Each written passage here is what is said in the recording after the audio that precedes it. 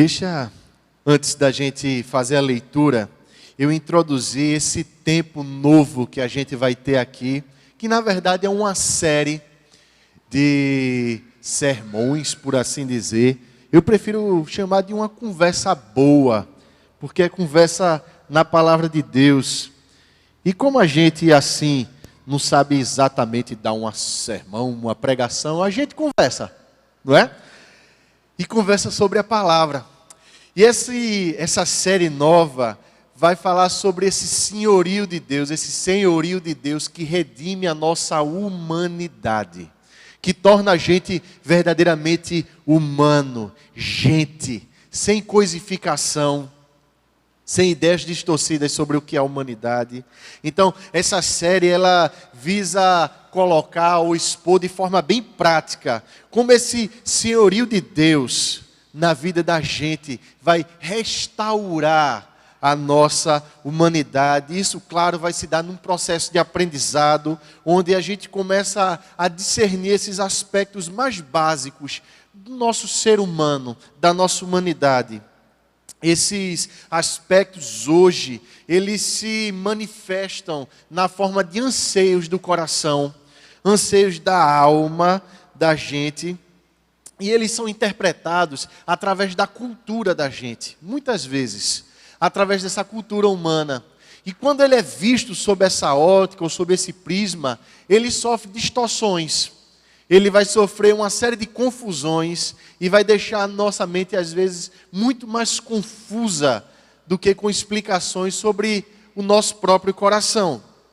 Então, essa confusão toda, ela vai se desfazer quando a gente compreender melhor aquele que originou a humanidade. E qual é o caminho dele de restauração dessa humanidade, como ela deveria ser. Esse vai ser o nosso caminho nessa série. Então a gente vai conversar sobre esses anseios mais profundos do nosso coração, vai identificá-los e vai ver o como o nosso Deus, ele satisfaz esses anseios, como ele vai restaurando isso, o nosso coração. Para introduzir essa série, a gente tem que entender o porquê esse Deus, ele pode fazer isso.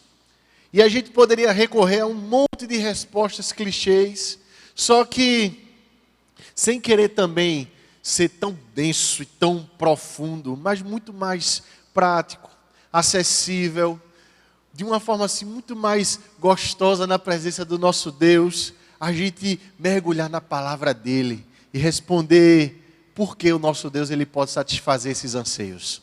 E eu quero te convidar então a abrir a Bíblia lá no Salmo 24.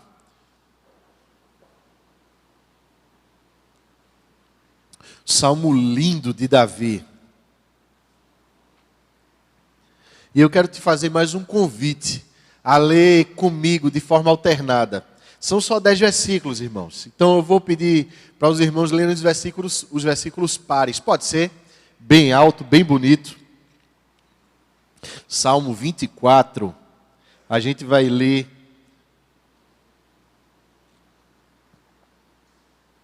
esse salmo inteiro.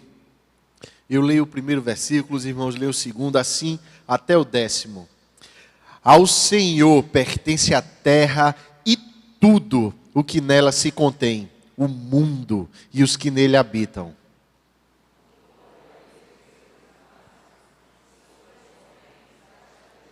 Quem subirá ao monte do Senhor? Quem há de permanecer no seu santo lugar?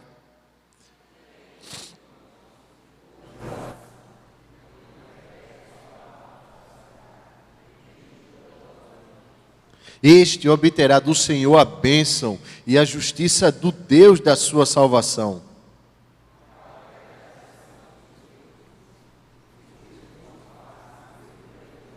Levantai, ó portas, as vossas cabeças. Levantai-vos, ó portais eternos, para que entre o Rei da Glória.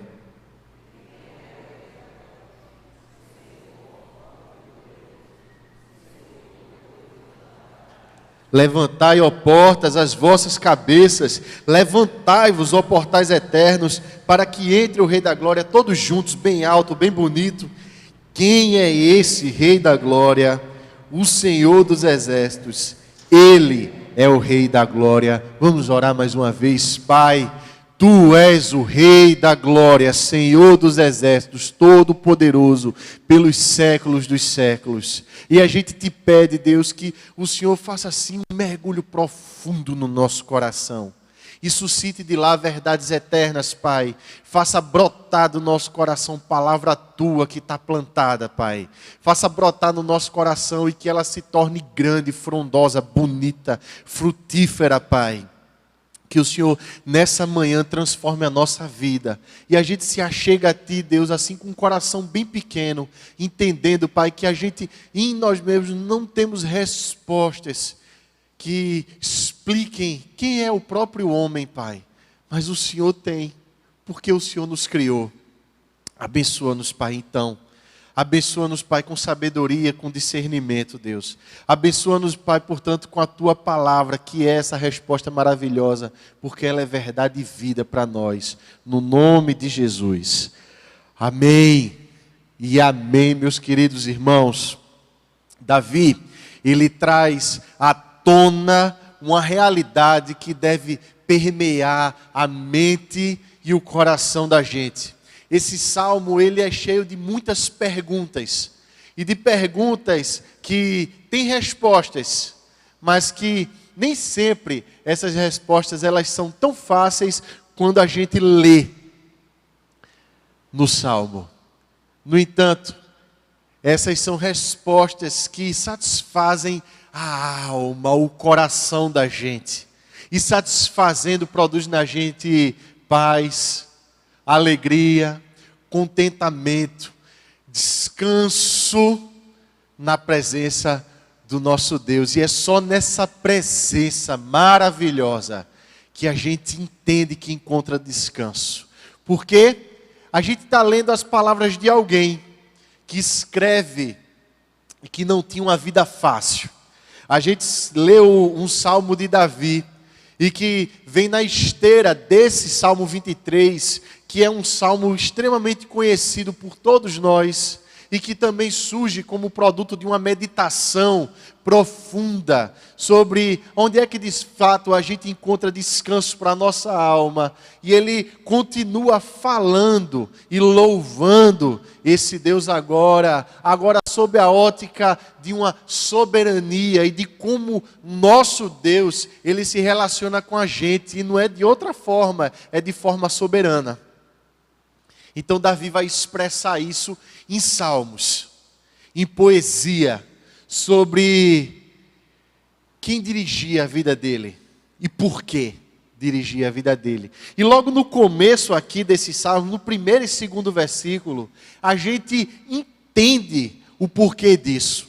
Presta atenção que à medida que a gente vai relendo esse salmo, e a gente vai também recorrer a uma outra linguagem, a NVI, logo mais à frente, a gente vai entender o porquê Deus ele deve, e ele tem o poder de governar a nossa vida. E em que implica isso?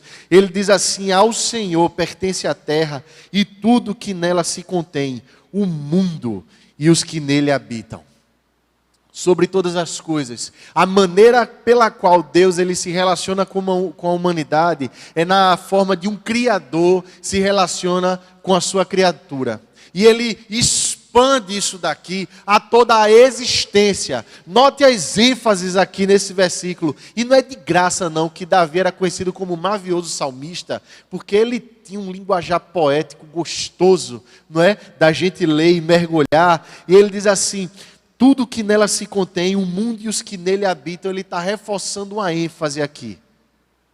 Tudo que está nesse grande pacote chamado cosmos, existência, expresso aqui na palavra terra. Tudo que está nesse ornamento. E eu já comentei com muita gente, talvez aqui de púlpito, a palavra cosmos significa ornamento. Olha, coisa bonita, harmoniosa. Deus ele cria tudo em extrema harmonia e leveza. E ele coloca habitantes dentro. Em outras palavras, nós somos gente que habita a terra. No entanto, a posse da terra é do nosso Deus. Isso quebra muitas coisas na gente. Em primeiro lugar, quebra toda a nossa meritocracia de achar que nós, por trabalharmos, por conquistarmos, nós temos a posse de alguma coisa na vida da gente. Nós não temos, se não dado por Deus, direito sobre absolutamente nada. Não é nosso, não nos pertence. Da mesma maneira que não pertence a governos, da mesma maneira que não pertence a instituições privadas ou estatais, da mesma maneira que não pertence ao teu patrão, não pertence ao reitor da tua universidade ou do teu colégio. Teu diploma não pertence a você. O apartamento que você mora, a casa que você tem, as roupas que você veste, a comida que você come, nada disso pertence a nós. Pertence ao Senhor. Não é verdadeiramente nosso. Então, meu querido irmão, a gente tem que compreender isso daí. E entender que Deus ele vai dar e ele vai tirar de cada um de nós. Por quê?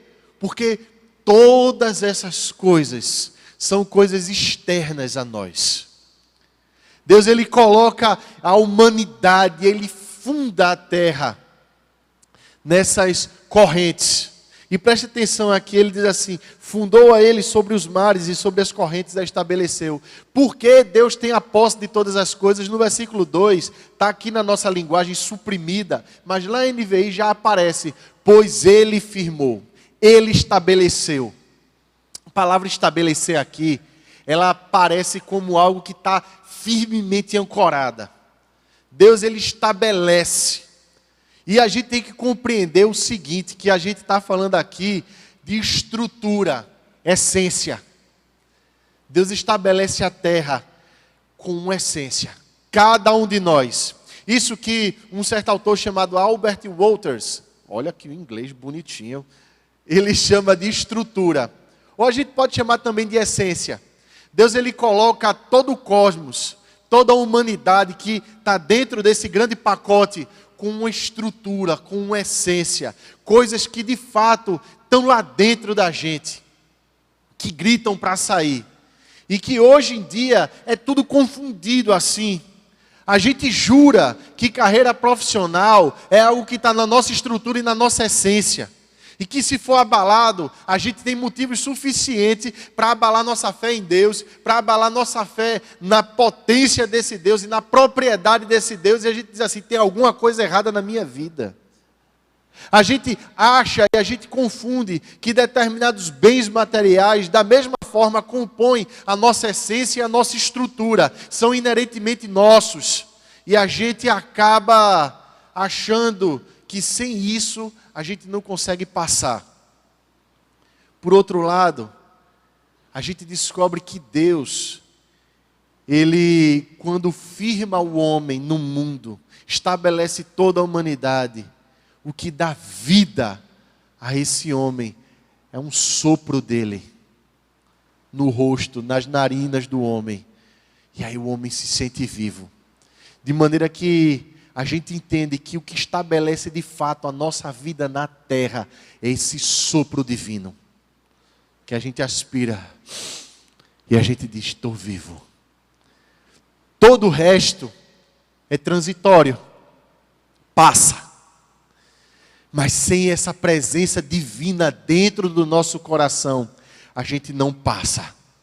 Essa é a nossa estrutura. Essa é a nossa essência. E toda a essência da gente, toda a estrutura da gente, ela tem um direcionamento. Ela é lançada através de decisões, através de circunstâncias, através de uma série de fatores que podem ou não satisfazer essa essência da gente. Pode ser mal dirigido. Então, no momento em que a gente pega toda essa essência da gente, toda a vida da gente, e a gente dirige mal, a gente começa a se comprometer com aquilo que é mal. A gente começa a divergir de Deus. A gente começa a se revoltar contra Ele. A gente começa a entrar em estado de profunda confusão. Porque quando a gente trai a nossa própria essência, aquilo que nós temos por dentro, aquilo que Deus criou a gente para a gente ser, a gente confunde aquilo que de fato é essencial, é eterno, com aquilo que passa. E olha, meu querido, nessa terra, muitas coisas elas vão passar. Mas a gente tem que entender e discernir qual é a nossa essência. Só que em nós opera a queda. E aí a gente entra nesse estado de confusão, sem saber discernir caminhos. E quando a gente não sabe discernir caminhos, dirigir bem a nossa essência, quando a gente não sabe tomar as nossas decisões, porque tudo está tão confuso na cabeça da gente, que a gente não sabe mais nem quem a gente é mesmo, nem aquilo que é o homem, nem aquilo que está no nosso coração, qualquer coisa abala a gente. Qualquer decisão mal tomada é motivo suficiente para a gente perder noite de sono. Qualquer pequeno equívoco é motivo para a gente se perturbar. Qualquer pequena perturbação é motivo de muita raiva. E isso vai estourando nas áreas da vida da gente. A gente chega em casa estressado, vai estourando nas outras pessoas. A gente sai propagando ansiedade e dá início a um ciclo de muitas confusões e de propagação de ansiedade no planeta. E aí a gente sai traindo a nossa própria essência, aquilo que Deus criou a gente para ser. E a gente sai em estado de profunda perturbação emocional e espiritual, ancorando a nossa vida e fundamentando a nossa vida em vários outros aspectos, sem saber que a gente está muito mal dirigido, porque quem tem dirigido a gente é a queda. A isso chega uma pergunta de um coração que está querendo uma resposta, que está querendo voltar a uma essência, que está querendo perguntar assim, ok, do Senhor pertence a terra, mas quem é que tem acesso a Ele? E aí ele pergunta, quem subirá ao monte do Senhor? Quem há de permanecer no seu santo lugar? Eu entendi, pastor. Letinho, eu entendi que eu só vou conseguir encontrar paz na minha vida, na presença de Deus. Mas quem é digno de chegar à presença desse Deus? E lá a gente leu no começo do culto, em Apocalipse capítulo 5, que um homem se encontra diante do trono de Deus. Ele chora, ele se prostra. E esse homem é chamado João. E ele chora muito, porque ele diz assim, ninguém é digno.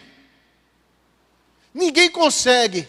A gente não pode nem olhar para esse livro de sentenças. A gente não pode nem olhar para o trono do nosso Deus. Quem é digno de encontrar a sua própria essência em Deus? Quem consegue, por força própria, sair de um estado de perturbação e ansiedade? Quem consegue, por força própria, sair de um estado de pecaminosidade, de vício nesse pecado profundo? Quem consegue se desarraigar dessa má direção, dessa essência que Deus coloca na gente? Quem consegue mudar e ter força para guinar a história da própria vida? Se os volantes, o leme da vida está tão acorrentado no pecado, na vaidade, em idolatrias.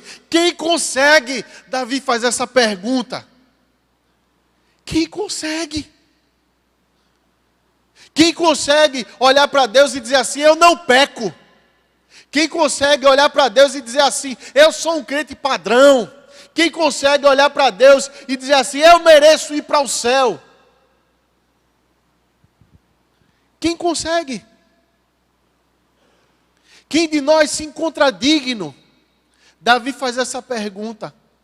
E ele dá essa resposta. E a resposta parece que ser mais angustiante do que a própria pergunta. Ele diz assim, o que é limpo de mãos e puro de coração. E ele começa aqui a falar de uma interioridade, como essa interioridade se expressa na exterioridade. Ele fala assim, o que é limpo de mãos. É aquele, essa expressão significa basicamente que é aquele que age com toda a pureza. É aquele que age sem nenhuma agenda egoísta oculta por trás. É aquele que age por simples amor e impelido por esse profundo amor. é aquele que age na vida, segundo os propósitos de Deus para o coração. É aquele que age de forma assim, inerentemente santa. E por que ele age assim? Ele fala, porque ele é puro de coração. Porque ele é íntegro, em outras palavras. Ele é uma pessoa só. A palavra coração aqui, eu acho que já é de senso comum na nossa igreja, pelo menos. É a compreensão que coração é a integralidade do ser humano inteira, é a mente, são os sentimentos, as emoções, todas dirigidas para um lugar só, para um caminho só, que é o trono de Deus. É esse.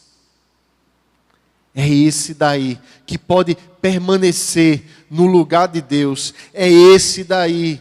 E como é que isso se manifesta de forma prática? Eu gostaria de ler essa segunda parte do versículo 4, na NVI, porque expressa melhor uma realidade nossa, que não recorre aos ídolos, nem jura por deuses falsos. A gente lê aqui na nossa linguagem que não entrega sua alma à falsidade, nem jura dolosamente. Talvez, se a gente lesse essa resposta de forma assim, bem rápida, a gente dissesse assim, eu faço isso daí. Eu não sou uma pessoa falsa, não sou falso com ninguém. Aliás, às vezes eu acho que a minha língua é muito desmedida, porque eu só falo a verdade mesmo. E eu nem juro dolosamente, eu nunca minto. Eu sempre falo a verdade. As minhas coisas são todas eticamente corretas. Mas essa tradução não está equivocada. Mas ela talvez aponte melhor para os desdobramentos dessa falta de pureza e dessa inteireza de intenções.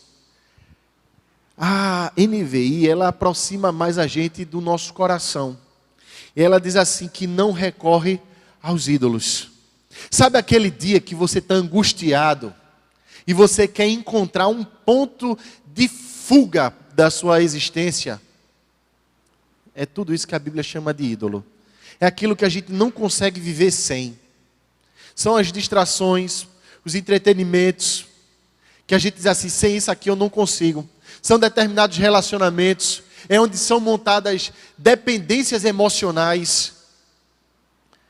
E a gente só encontra calma e tranquilidade em determinadas companhias, em determinados locais, em determinadas pessoas, ou circunstâncias, ou respostas.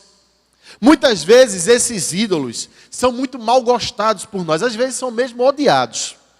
Às vezes o ídolo é uma pessoa que você tem uma mágoa profunda dela, e que você só vai conseguir se satisfazer na vida, se você der assim vazão ao seu plano de vingança contra essa pessoa. Aí você diz assim, eu só consigo ter paz na vida se eu botar esse plano aqui em curso, para ele ver que eu posso viver sem ele. Sem você perceber, você está acorrentado a uma pessoa, e todas as suas decisões são vinculadas a esse ídolo. A gente está recorrendo ao ídolo, sem a gente perceber. A gente está vinculando a nossa felicidade à idolatria ao governo, à idolatria ao meio ambiente, nesse tempo que a gente vive, a idolatria à situação econômica, a idolatria a qualquer coisa que surja para a gente como resposta, mas a gente acaba jurando por esses deuses falsos. Essa coisa é tão forte que acaba se tornando-se um penhor. E essa jura por deuses falsos aqui, ela não é simplesmente algo que você diz assim, eu dou minha palavra. Não, é quando a gente diz assim, a minha felicidade depende disso daqui. Aí a gente vê alguém surgir na Bíblia. A gente vê um homem, verdadeiramente homem, um de nós, pobre, que nasce num lugar inexpressivo, que surge numa manjedoura e é enfaixado. Ele que entra numa cidade montado num jumento, que teve fome, teve sede, que gostava de criança. Ele que também se indignou com muitas coisas. A gente vê um homem que gostava de trabalhar, de conversar, um homem, né? Que ele era digno. Ele era digno. de entrar nessa presença santa de Deus. Aí a Bíblia diz assim: ele receberá bênçãos do Senhor e Deus, o Salvador, lhe fará justiça. Este obterá do Senhor a bênção e a justiça do Deus da sua salvação. Há uma resposta para a pergunta: quem poderá estar no lugar santo de Deus? Há uma resposta. E a resposta vem em letras garrafais: Ele. Davi profetizava aqui sobre a presença de alguém no planeta Terra que poderia sim estar na presença de Deus. Deixa eu fazer para você uma pergunta, entendendo que você sabe a resposta, esperando de você uma resposta bonita e alta. Quem é o nome? Qual é o nome daquele que é digno? Qual é o nome? Ai, por favor, igreja, me ajuda. Qual é o nome? Eu sei que é chato às vezes o pastor fazer essa pergunta. Eu juro que eu não vou pedir para você olhar para o seu irmão e dizer: quer a pergunta? Não vou fazer isso não. Mas esse nome é maravilhoso e tem que ser repetido. O nome dele é Jesus Cristo. Ele é digno de estar na presença. O ancião do livro de Apocalipse. A figura do ancião no livro do Apocalipse é a figura da sabedoria. Essa sabedoria que se encontrava prostrada diante do trono. E em abundância. 24 anciãos. Outro dia a gente pode conversar sobre Apocalipse. Pode até fazer uma série sobre Apocalipse. É uma maravilha esse texto. Mas essa figura de sabedoria, ele chega para João. Sabedoria de Deus. Experiência de Deus. Tempo de Deus. Essa figura do ancião, ele chega para João e diz assim: não chora, porque o Cordeiro é digno de te reconectar com Deus. E esse Deus vai explicar para você cada aspecto da sua vida, cada anseio mais profundo da tua alma. Esse Deus vai te trazer justiça. Que palavra maravilhosa. Ele diz assim: este obterá do Senhor a bênção e a justiça do Deus da sua salvação. Esse Deus, ele vai fazer você ter uma vida equânime, uma vida equilibrada, uma vida justa, ajustada na presença dele, justificada na presença dele. Mas isso não é mérito nosso. Isso é mérito dele. É do Cordeiro, não é nosso. Então a gente começa a responder agora de forma bem mais clara. Por que o nosso Deus pode explicar para a gente quais são os nossos anseios mais profundos e como Ele satisfaz? Primeiro porque Ele nos formou. Depois porque Ele nos resgatou. Isso não é mérito nosso, é graça dele. Ele vai agora com todo o poder pegar toda a nossa essência, filtrar isso tudo, tirar toda a sujeira que está lá e redirigir os nossos passos, traduzir esses anseios do nosso coração em satisfação profunda. E Ele vai trocar todo esse anseio agora por adoração a Ele. E como é que isso vai se dar nesse reta final dessa nossa breve conversa aqui nessa manhã? A gente responde, porque a palavra de Deus diz assim: tal é a geração dos que buscam a face do Deus de Jacó. Como é esse processo? É através de relacionamento. Porque note aqui a ênfase, e eu vou ressaltar de novo. Meu irmão, leia o livro de Salmos. Agora procure pedir a Deus assim: Deus, me dá assim uma visão de poeta desse livro aqui, porque é lindo. Essa ênfase que Davi dá assim, dos que buscam a face do Deus. Face aqui, meu irmão, é intimidade, relacionamento. A geração daqueles que pelo sacrifício de Jesus tiveram acesso a essa intimidade com Deus. tiveram acesso a esse relacionamento profundo com Ele, que podem agora buscar a Deus de forma extremamente pessoal, entendendo que Ele é um Deus pessoal, que você pode inclusive chamar de Pai, e dizer assim: eu sou dessa geração de Jacó, e Jacó surge aqui como essa figura máxima, daquele que não merecia, mas foi resgatado, daquele que era conhecido como vigarista, enganador, impostor, interesseiro, egoísta, mas que foi resgatado e teve um nome mudado para Israel. Israel de Deus, príncipe, aquele que luta com Deus e vence. Aquele que tem intimidade com Deus, aquele que tem proximidade com Deus. Meu querido irmão, presta atenção nisso, que isso é poderoso para a tua vida, e é muito simples e batido, mas Deus quer ter intimidade de relacionamento contigo, isso todo dia na tua vida. Cada manhã que você acorda, e tendo que matar um leão a cada manhã, enfrentar provações e tentações a cada manhã, vai perguntar para você: quem é o Deus da sua salvação? E aí você vai poder responder assim: é o Deus que salvou a geração de Jacó. Eu sou dessa geração. Eu fui gerado aí, mas eu estou resgatado por Ele. Aí ele diz assim: então, meu querido, está na hora de você mergulhar fundo. Porque ele vai falar aqui do versículo 7 a 10, de forma muito enfática, disso daí. E isso daqui é muito leve para a gente, é muito lindo, e remonta a uma passagem da Bíblia maravilhosa e que é reiterada no Antigo, no Novo Testamento. E a gente vai ver, presta atenção nisso, a gente vai ver, porque ele diz assim: levantai, ó portas, as vossas cabeças, levantai-vos, ó portais eternos, para que entre o Rei da Glória. Ele diz assim: quem é digno de dizer assim: abram-se os portões, para que entre o Rei da Glória? É o próprio Rei da Glória que venceu.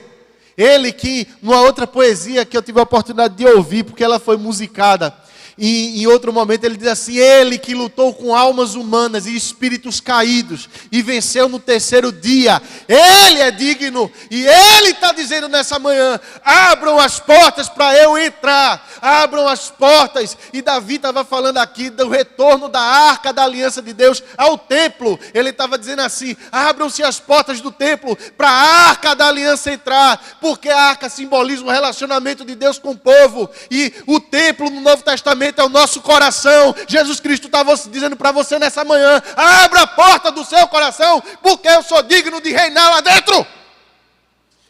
Está na hora de você se render àquele que é muito mais do que falsidade de ídolos.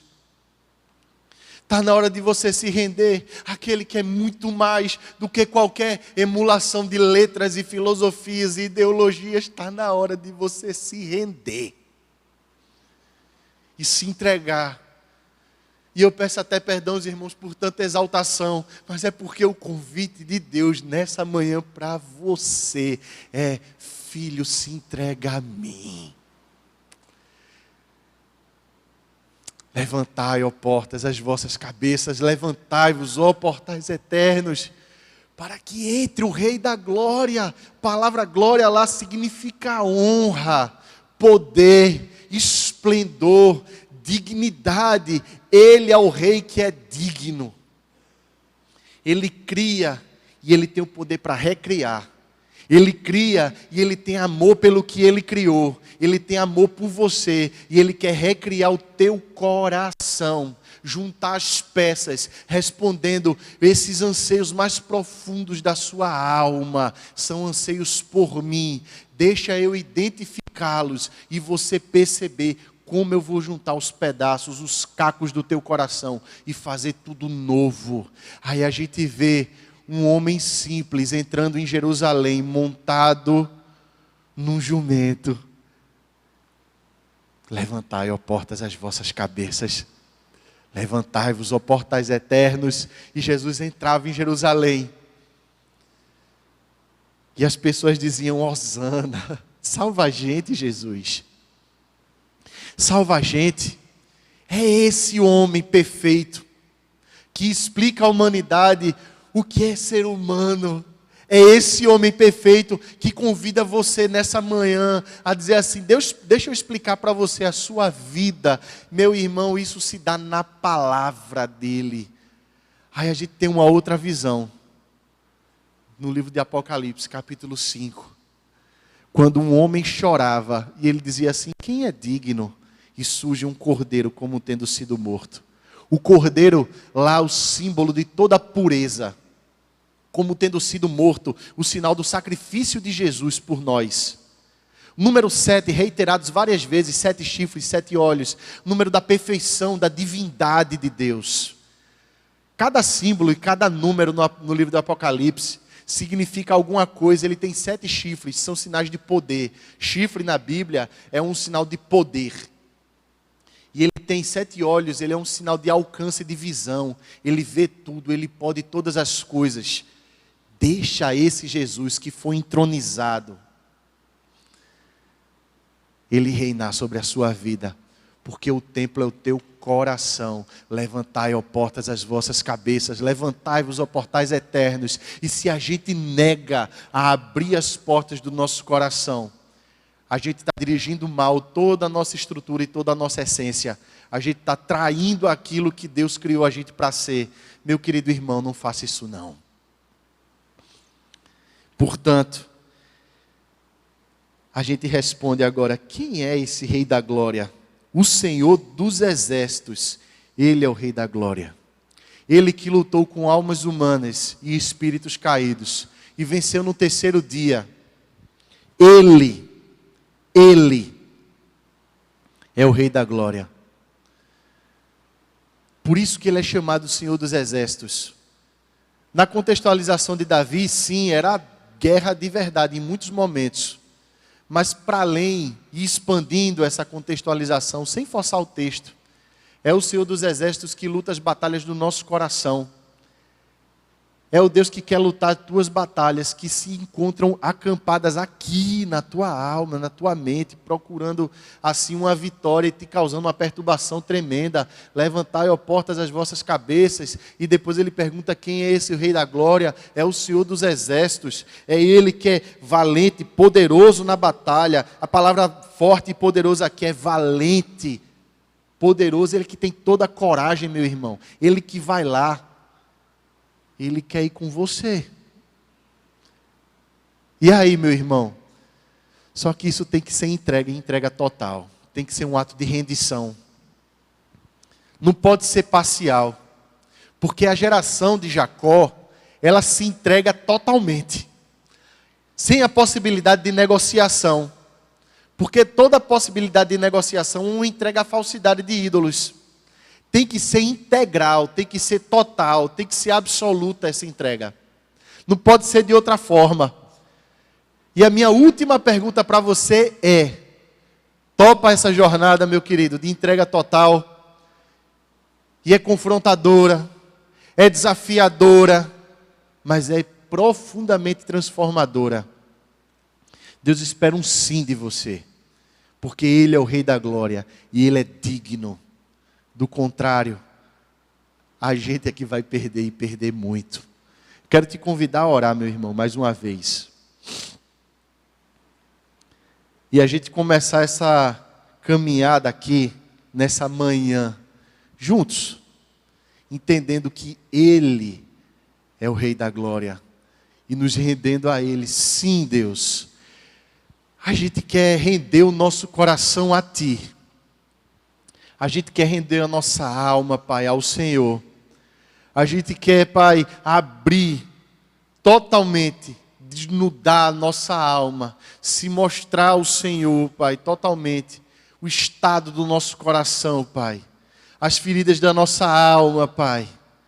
A gente quer mostrar para o Senhor totalmente, Pai, aquilo que nos aprisiona, sem guardar reservas, Pai, nenhuma com relação a Ti, Deus, e te pedir que o Senhor nos liberte, Pai. Avive a nossa alma, Pai. Traga luz ao nosso entendimento, Deus. Traga entendimento, Pai, compreensão do nosso próprio caminho. Para a gente entender, Pai, por que nós tomamos as decisões que tomamos. Por que nós tomamos, Pai, assim, as atitudes que tomamos. A gente quer te pedir também, Deus, que o Senhor nos dê essas características de Jesus. Ou então que o Senhor santifique mesmo a gente, Pai, melhor colocando. Dá a gente, Pai, pureza. Dá a gente, Pai, limpeza, Pai, de mãos, pureza de coração, inteireza de alma, Pai. Para a gente mergulhar fundo em Ti, Deus, e descobrir mais dos valores do Teu reino, Deus. A gente quer te agradecer pela Tua graça, Pai, pela certeza da Tua presença entre nós. E te pedir que o Senhor fortaleça a Tua igreja, Pai, nas provações, nas tribulações da vida, Deus. E fortaleça a Tua igreja em todas as tentações. Nos faz resistentes, Pai, a todas elas. No nome de Jesus. Amém e amém, meus irmãos. Vamos louvar a Deus.